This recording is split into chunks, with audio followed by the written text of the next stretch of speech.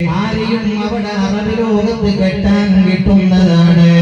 ഏത് അറബ് ലോകത്തെ പ്രമാണിയുടെ വീട്ടിൽ നിന്നും പെണ്ണിനെ കിട്ടാവുന്നതാണ്. എത്രയോ മാണിക്യ കൊട്ടാരങ്ങളിലുള്ള യുവതികള് മാടി പിടിക്കുന്ന അറബ് ലോകത്തെ ചെറുപ്പക്കാരനാണ്. പക്ഷേ ഹബീബ് സല്ലല്ലാഹു അലൈഹി വസല്ലം തങ്ങളെ ജീവിതത്തിലെ ആദ്യത്തെ വിവാഹം ഖദീജ ഉമ്മ ബീവി റളിയല്ലാഹു അൻഹാ മഹദിയുമായി നടക്കുന്നു. അന്ന് ഉമ്മമാരെ ഖദീജക്ക് എത്ര പ്രായമാണ്? 40 വയസ്സ് ഖദീജ ഉമ്മാക്ക് പ്രായമുണ്ട്.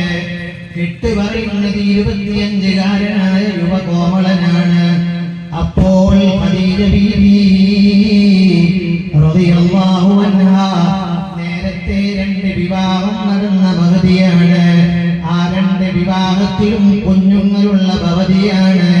2 കെട്ടിയ 2 ഭർത്താക്കന്മാരോട് കൂടെ നിന്ന 40കാരിയെ ഈ 25കാരനായ മുഹമ്മദ് സല്ലല്ലാഹു അലൈഹി വസല്ലം തങ്ങളുടെ ജീവിതത്തിലേക്ക് ആദ്യത്തെ ഭാര്യയായി വരുന്നു.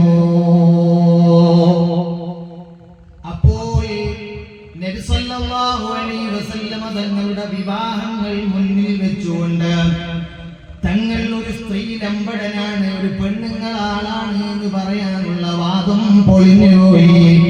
കാരണം അങ്ങനെ ഒരു വാദമുള്ള ആളാണെങ്കിൽ ഈ 2 നേരത്തെ കെട്ടിയിട്ട് ഖദീജ ഉമ്മാനെ അഹ്മദ് നബി സല്ലല്ലാഹു അലൈഹി വസല്ലം തങ്ങൾ പ്രഥമ വിവാഹത്തിന് സ്വീകരിക്കുമോ? ബുദ്ധിയുള്ളവർക്ക് മറുപടി അത്രേ വേണ്ടൂ. വിശദാംശങ്ങൾ